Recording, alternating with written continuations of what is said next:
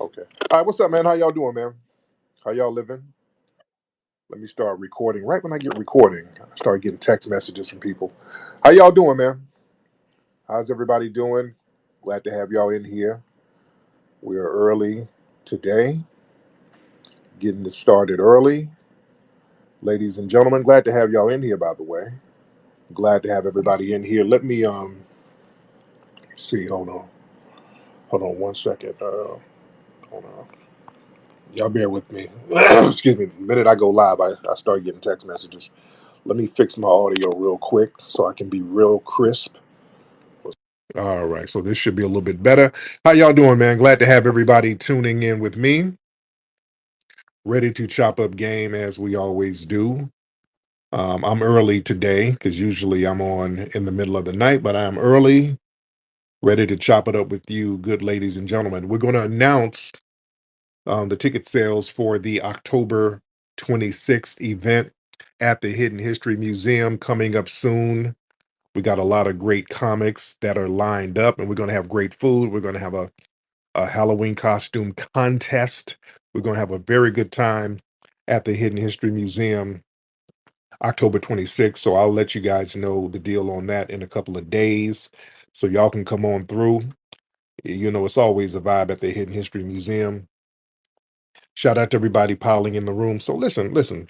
The question that I posed, and I'm going to get calls in a minute, posed a very interesting question. Donald Trump is doing a rally right now, and it's streaming live, and I watched a little bit of it, and he talked about getting the Venezuelans, some of these Venezuelan gangs up out of here. He's talking about getting these Venezuelan gangs that's out here terrorizing people, um, apartment complexes, and you know what they were doing out there in Colorado.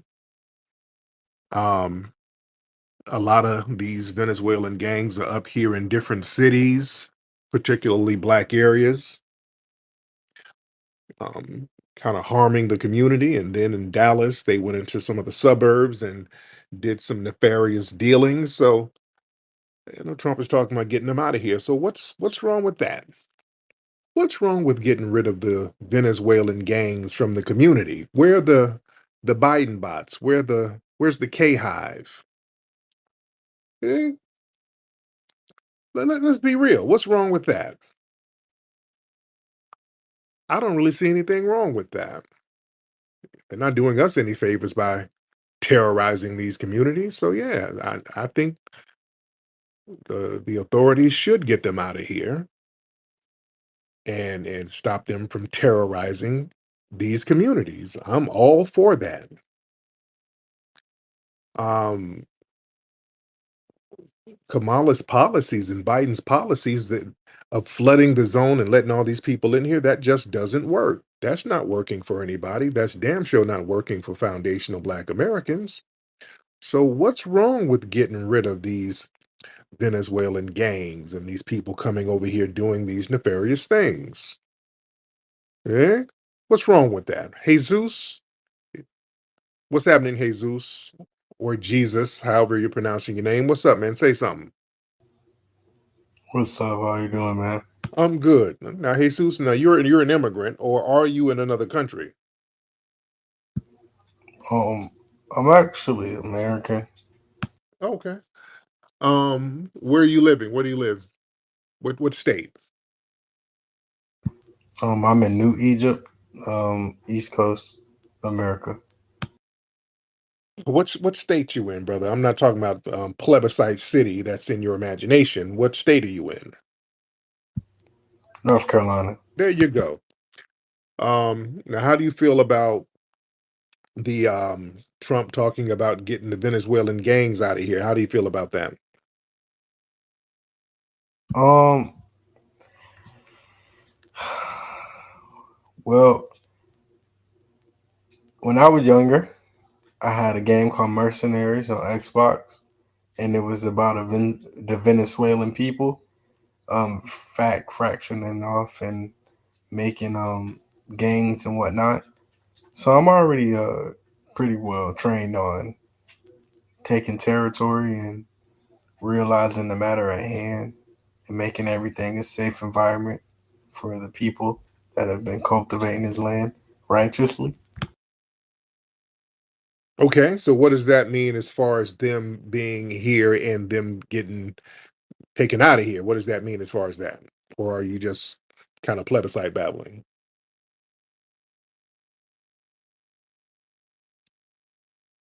Jesus, It's up to them white people what they want to do with them. it's up to them. Jesus, is it Jesus or is it Jesus?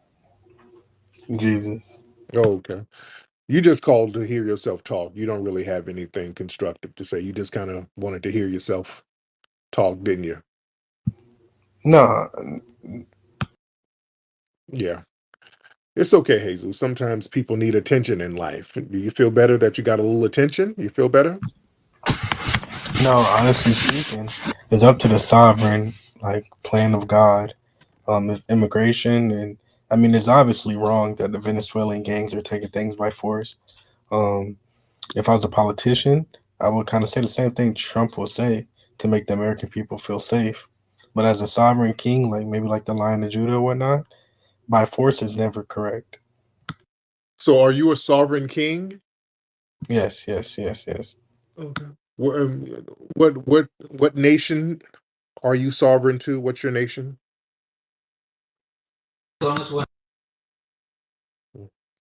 Go ahead, Jesus.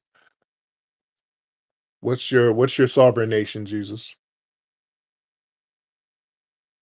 The kingdom of heaven. Oh, okay. Oh, okay. Oh, okay. So you're from the kingdom of heaven, but you're in North Carolina in the projects. Okay. How did you get from heaven to the projects? Sir, I don't like being ridiculed. I mean, but damn, come on, Jesus. Jesus shouldn't be living in the projects of North Carolina. How'd you get there, sir? I'm actually living very affluent. Mm, okay, what's that noise in the back? Is that some divine energy? What's that sound? Is that your cousin Moses? What's that sound in the back? I hear somebody talking with you. Who is that, sir? Was that the burning bush? Who is that talking in the back, sir? Jesus? Jesus, are you still here, sir? Sir, So yeah, who's in there talking with you, Jesus?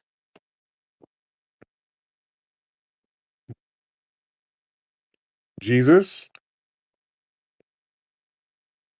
hello, hello, yes. No, hold on. Now, Jesus, you said you're from the kingdom of heaven. Now, are you the Jesus? Jesus? Are you the Jesus of the Bible?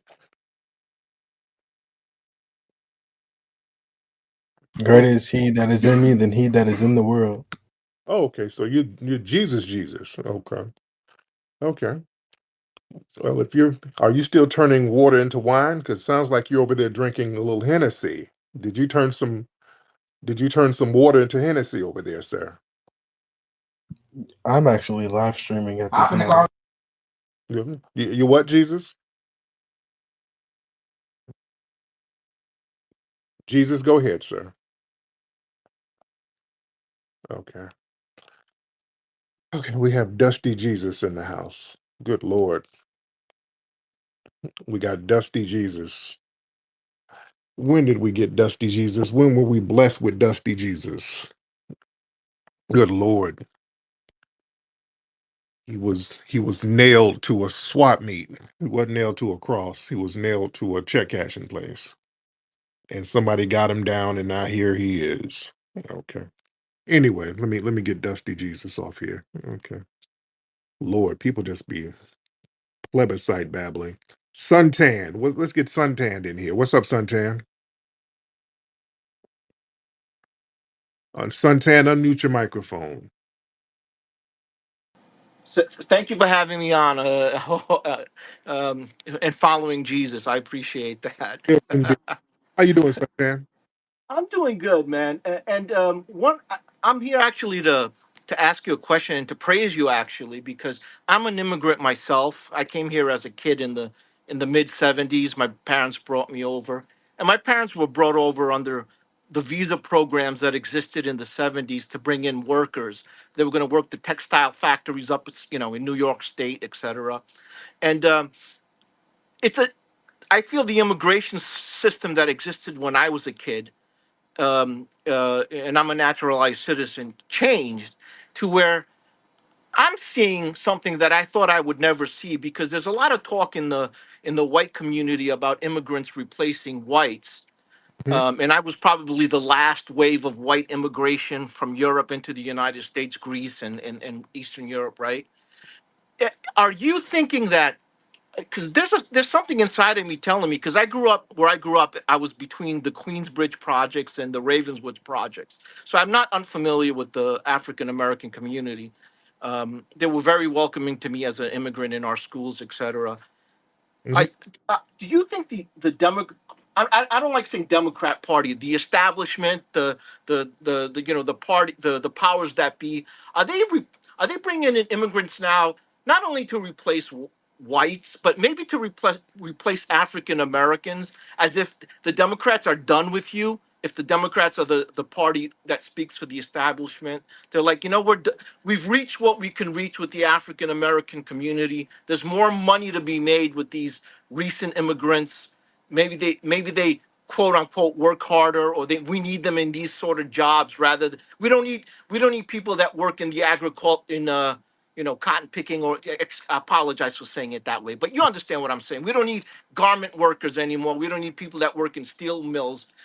We need we need guys that are. Okay, let me land your plane, and I'm going to answer your question. And that's a very good question. And we've talked about this several times. Yes, the powers that be, the Democrats, they do want to bring in all of these immigrants to be a new buffer class, especially now. There's a reason why there's like a desperate push for them to bring these immigrant groups in here, because foundational Black Americans, we're making real demands. They say they're seeing us and they're like, uh-oh, the jig is up. So we are demanding reparations. We're demanding tangibles.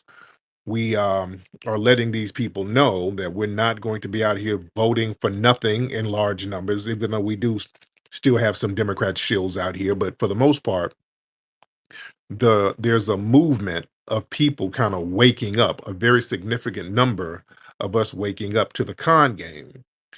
And we're not going to let these people treat us like political plantation property. We're starting to say we got to get something for our vote. It's very critical. The name of the game has always been benign neglect. Get Black people to vote, but always guarantee that they don't get anything specific. That's a benign neglect policy that they have been implementing for the last 60 years now. And we're saying, no, we're not going to go for that.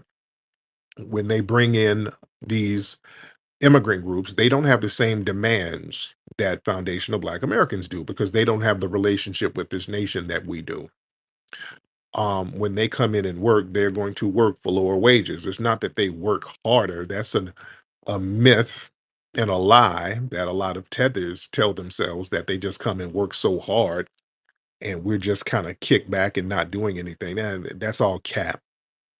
They're willing to come over here and work for very low wages, no benefits. Sometimes they'll work even under the table, because they live in these little enclaves where there's 20 or 30 of them living in a house. So everybody's penny pitching. They can get by on those little meager wages because so many of them are living together, crammed up in these little enclaves. Foundational Black Americans, we don't live like that. We don't have 20 and 30 people living in our homes. So we need livable wages. So when we work, we need something that's going to maintain a one or two parent household. And that has to be a very, very livable wage with benefits, medical, dental, the whole nine. And we're demanding that. The immigrant groups are not going to demand that. So that's one of the reasons. And also, they've always needed buffer classes. When the Anglo white numbers start dwindling, they got to get buffer classes in there, especially white Hispanics or some kind of non-Black ethnic other, so that they can haze them into whiteness. They've always done this. um, they allow certain groups to be let into the white club. Remember, the Irish were not considered white for a while. Italians were not considered white for a while. The Greeks were not considered white for a while. The Middle Easterners were not considered white. The Hispanics were not considered white. They were allowed and let into whiteness at certain points. And one way to get into the white club is to show your affinity for anti-blackness. That's one of the main things. So the trick bag that's been run on us is that these people who they let in, who's going to come in and practice anti-black racism, they promote them as our minority kindred allies. They always promote this black and brown. Oh, look at these people. They're facing oppression too. They're dealing with white supremacy too. The only problem is they're fine with white supremacy as long as they can get a pat on the head. That's the trick bag we got to stop going for. For the life of me, I don't know why black people still use the term black and brown. It is utterly ridiculous to still keep using that term in this day and age. That term does not benefit us whatsoever. There is no collective coalition where we are equally benefiting from this coalition. It is always one sided. And enough of us, especially here on the grassroots, we're saying enough of this one sided coalition. We're going to have to get something major, specific for us. And that's all right. It's all right to want people to be removed from the community who's not really adding any value to us. It's all right to not want to foster in degenerate agendas from certain political parties. It's all right to not want that. It's all right to question some of these politicians. It's all right to look at the policies and overlook some of the personal stuff. Because, look, the whole thing with Trump and Kamala Harris, they try to shame anybody for looking at some of the policies that the right wingers have. The right wingers got some policies that are interesting, more interesting than some of the left wing policies. Now, you can have issues with Trump personally. You can have issues with Kamala personally, which many do, and that's fine. But if they are both personally funny style on certain levels, okay, then what else are we going to look at? Okay, now let's look at some policies. All right, when we look at the policies, some of Trump's policies are very interesting as far as assisting us. I don't really see any good policies coming from Kamala or Kamala, as the Queens like to say.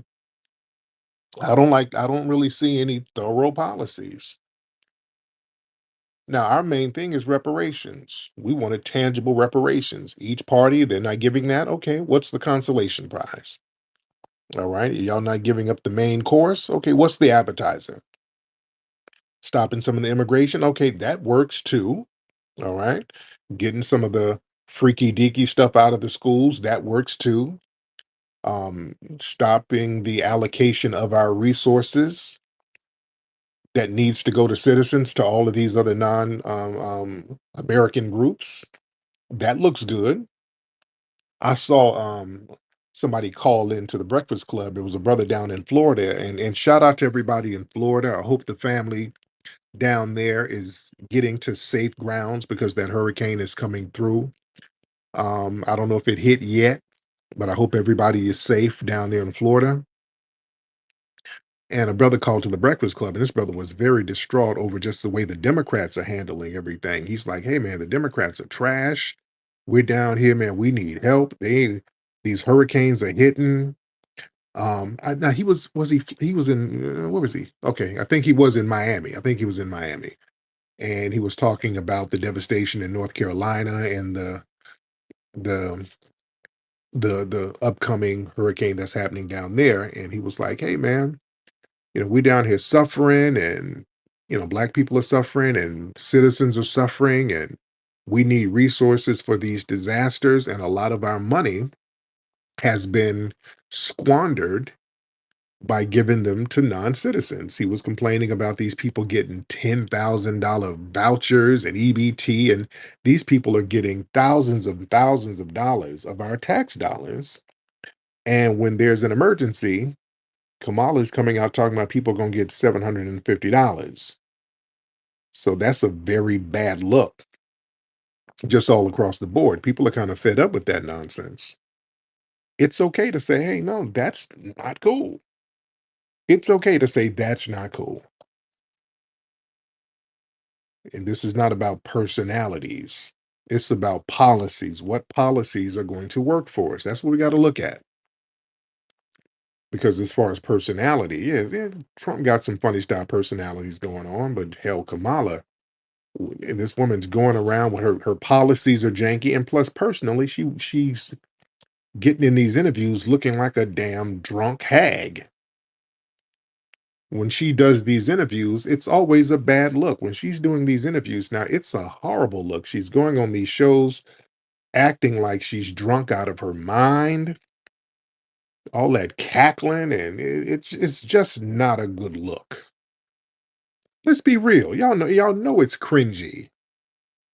Even the Kamala K Hive and the Biden bots got to admit that. Y'all can't really defend some of the foolery that that woman engages in on these shows and in these interviews. And she was on 60 Minutes. That brother was an FBA interviewer. What was that brother's name? He was getting in her ass. Whatever that brother's name was, he was getting on her ass. He was real cool about it. What's that brother's name? Nikki, what's that brother's name, beloved? I forgot the brother's name. It was FBA brother, old school brother. Had him a little conch in his hair. He had the little 1960 um the Dale's process going on. You know, I can't think of the brother's name, but oh yeah, he had a little he had a little Smokey Robinson and the Miracles perm in his head. He's one of them old school brothers, probably from like Detroit or Chicago or something. When you see these cats got the little process, they're from the Midwest somewhere. It's from Missouri, Chicago, Detroit. He's still rocking the little process. But he hit Kamala. He was hitting her with some of the questions about the immigrants, and she was all babbling and cackling. Like, Miss Harris, I want to ask you, as far as the immigrants, we understand that you guys were trying to get a bill passed, and Trump appointed some people, and that kind of hindered a certain bill. But with the immigration situation, you're allowing it to happen. Were you in the right for allowing it in the first place? And she started, well, what I'm going to do is, do a comprehensive study and a comprehensive report. No, no, no, no, no, no, no. That's not what I asked you. That's not what I asked you. I asked you if you should have allowed it in the first place. See, what I want to do, okay? What I want to do when I was a prosecutor in California, no, no, no. What I asked you was, um, were you supposed to do that in the first place? See, first of all, when I make greens, I put them in the tub, and you better thank a union member. Just crazy as damn cat shit. Crazy as hell. Can't answer the question, and he kept grilling her. It's not a good look on her, man. If there's not a teleprompter telling that woman what to say, she loses her mind. She craps her pants, man. If there's not a teleprompter letting her know exactly what to say, if they're not holding her hand, she completely craps her drawers, man. Let's get T Khalik. What's up, brother? Hey, what's going on? I'm gonna go ahead and give you my background, as I know you're gonna ask. My dad's side of the family is from the Caribbean. My mom's side is FBA. I was born in Brooklyn, New York, and raised in Dallas, Texas. And just to answer your initial question, we need to send all of them back. Mm, I'm not for illegal immigration at all, man. I'm seeing what it's doing to the black communities. I'm seeing handymen, black men having to lower their handyman prices because they cannot compete with the legal immigrants' prices. I'm going through the black neighborhoods here, and these tethers like to call in and say we're all united. But how come when I'm looking at the black neighborhoods and looking at the jobs, even just the small jobs like the 7-Elevens or just the small jobs, it's nothing but immigrants there. yeah, It's none but Latinos or Caribbean or African immigrants, and I don't see the native black population being hired in that area. So this illegal immigration stuff is a net negative towards black people, and it just frustrates me how the Democrats know that this is an issue. And this is why they're coming to black people talking about a black and brown alliance as if we're going to all unite together and fight white supremacy. That is not the case. These illegals don't care about us, man. Right. They're coming over here to take. And also, I think the Democrats are seeing people like you wisen up the black community. We are having the spaces because they won't invite you to CNN, Fox News, or unfortunately, a lot of these tethered black media, they're not going to invite you because the reason being is your communication is so effective towards black people, it will actually wake us up. And they want us to be in an emotional state, a fearful state. And I'll be honest with you, man, I'm not too much of a Trump fan, but the only reason why I'm voting for him because I want to see these illegals go, man. That is my only thing, man. It is terrorizing our communities. And then just one more thing, when I look at the Biden administration, because black people are saying, hey, give us reparations. How can they stand in front of our communities talking about we're going to give $500 million to Ukrainians? Right. I'm like, wait a minute. How is this possible? How is some foreigners who are 300,000 miles away from us getting $500 million? That should be an insult to every FBA. Like, wait a minute. But what about us? Mm-hmm. Y'all are catering to people fighting wars overseas. You are giving money to the Arabs and the Israelis. But then when it comes to African Americans, we need a study. See, this is why we got to punish them, man. It's like this type of disrespect, this type of neglect, they need to get a serious punishment. If you know what I'm saying, we don't care about your LGBT agendas, nothing like that. Give us reparations, or y'all gonna get used to these Republican judges, and they gonna get rid of all this bussy stuff. There you go. Thank you so much, man. I appreciate you. On code, let's get on code Pan-Africanism. Hey, brother Tariq. What's going on, man? How are you? Great. First, I want to thank you for creating the best deodorant in the game. Thank you. It should be on Target. It should be on Walmart. It should be everywhere. Mm-hmm. Second of all, I want to apologize for all the East Africans that be calling in. I'm a long-time supporter on No. land to balance the Africans with the real Africans. Mm-hmm. I'm a non-FBA, so but politically I'm FBA all the way. Okay. Say that again. Where's your family from? Oh, East Africa, Tanzania, and Ethiopia. There you go. Okay. There you go. Yeah. So I don't vote red or blue. I vote FBA. So if we setting this one out, I'm with y'all. My man. And that's how it should be. Yes, indeed. I appreciate, man. Thank you so much. Black Noble. Can you hear me, Tariq? Yes, sir. So anyway, brother, ain't nothing wrong with removing these damn Venezuelans and the rest of they damn Hispanic kin. A lot of these Democrats are trying to import these people here so they can outnumber our votes, so they can just completely throw us to the side.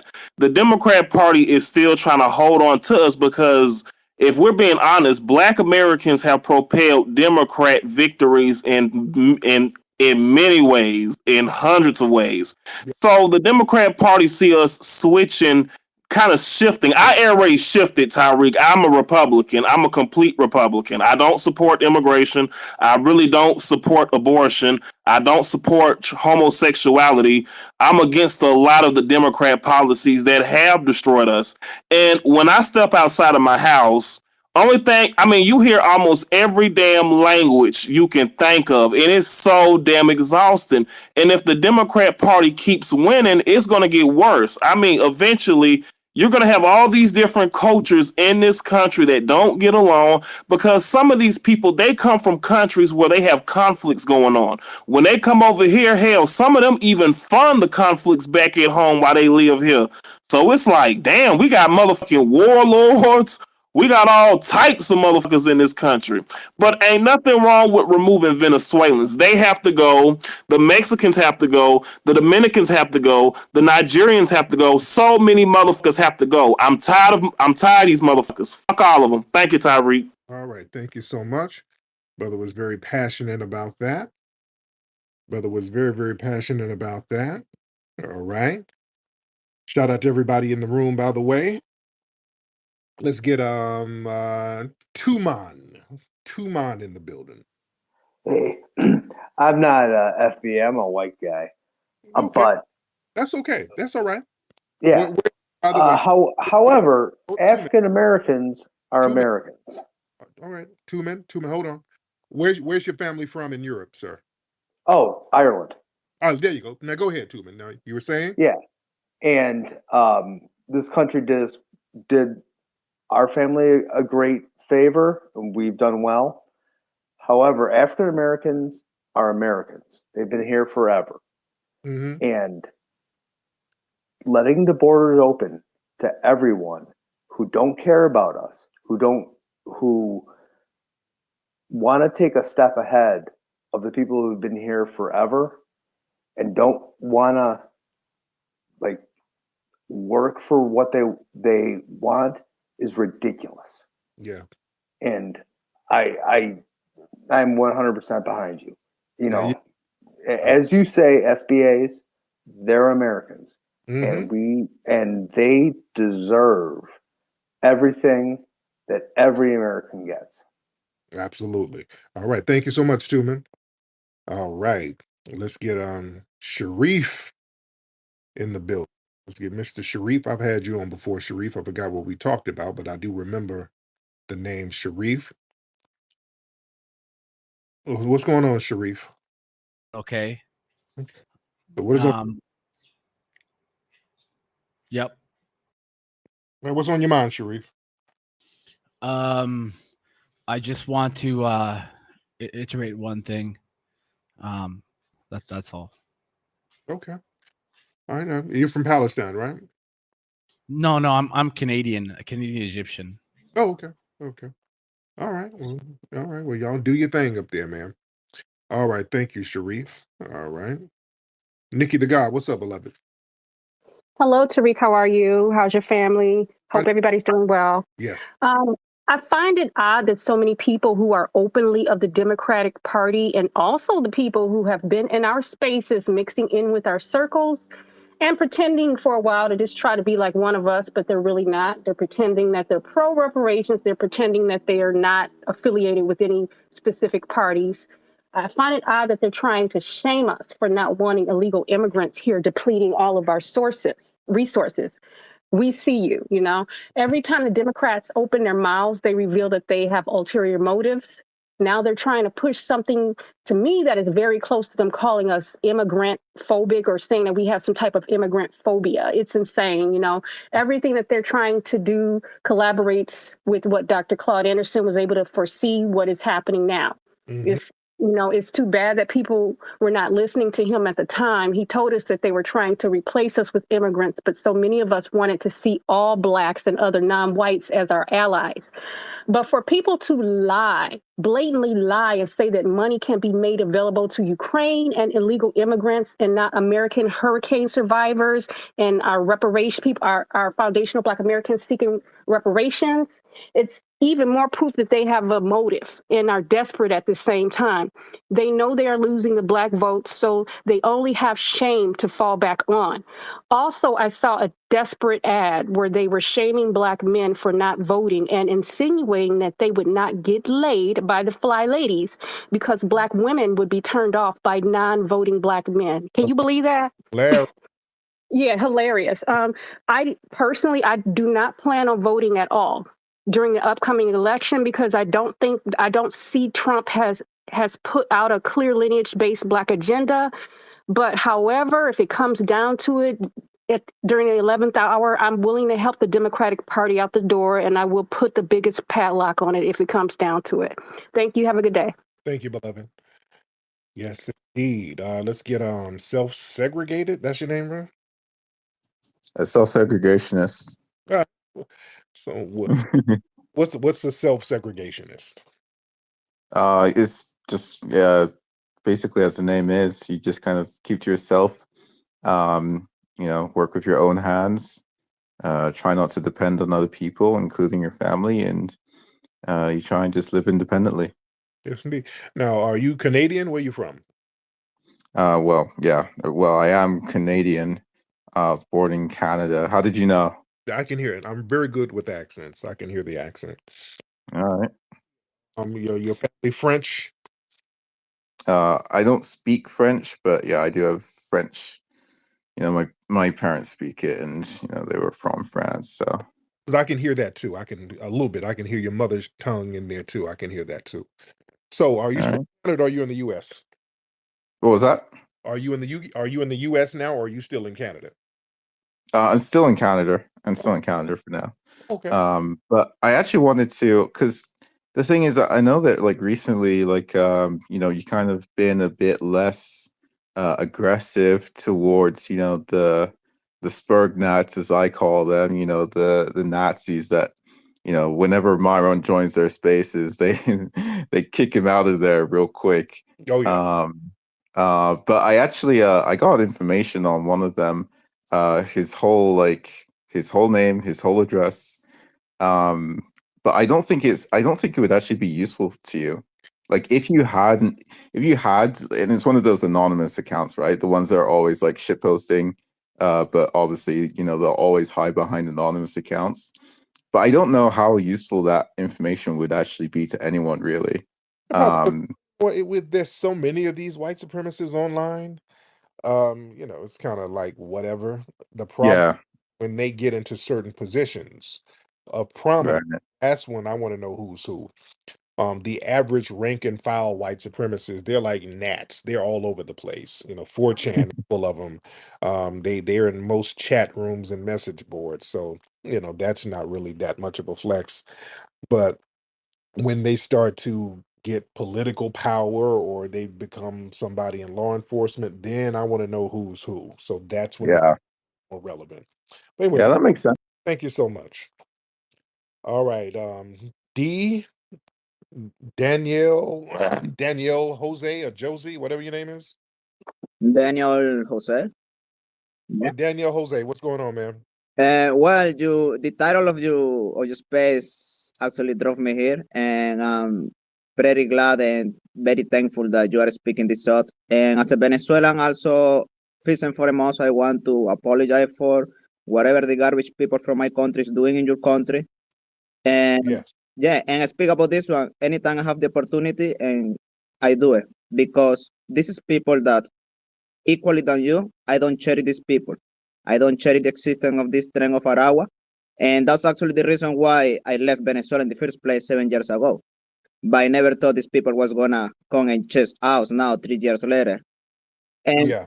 it's very important for Americans to stand down against this. There's nothing wrong of kicking out these people. This is garbage people. These people should be put in jail and do free job for you. And totally, totally against the existence of these people, sir. And it's important to you understand how detrimental these people is. Not just that, but the policies that are bringing these people in, and it's a total insane madness. In the state, they want to put your people in America, which is a culture that I really, really appreciate. I really love. Thank you so much. Some of the I couldn't understand what he was saying, and I appreciate the brother calling in. A lot of it I really couldn't understand what he was saying, but I appreciate the brother.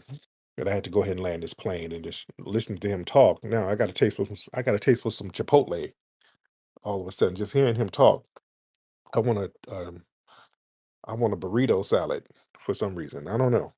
I got a taste for a burrito salad right now from Chipotle, or some El Pollo Loco or something. Let me see who else is in here. We got a lot of people in here. We got a lot of people in here right now. Shout out to everybody in the room. In the heart of nature, we find our true strength, a connection to our roots, to the land, to each other. Introducing Rootwork deodorant, infused with the potent power of High John the Conqueror root. Embrace the natural strength and resilience passed down through generations. Feel the purity of natural ingredients, harmonizing with your body and spirit. Rootwork deodorant, bringing you in tune with nature and with yourself. Rootwork deodorant. Connect, empower, thrive. Available now at rootworkstyle.com.